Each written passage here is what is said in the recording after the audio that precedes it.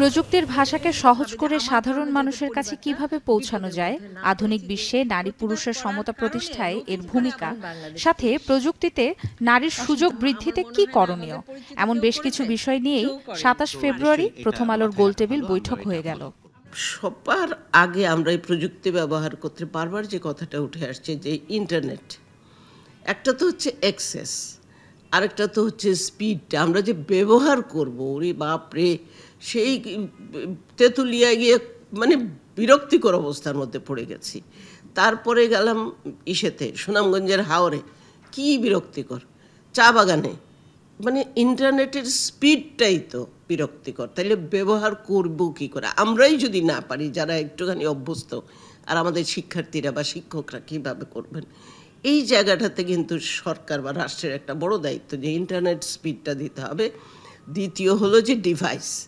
নারীর আগামী ও প্রযুক্তির চ্যালেঞ্জ শিরোনামে ৮ই মার্চ আন্তর্জাতিক নারী দিবস সামনে রেখে বিভিন্ন খাতের নারী পেশাজীবীরা অংশ নেন এতে।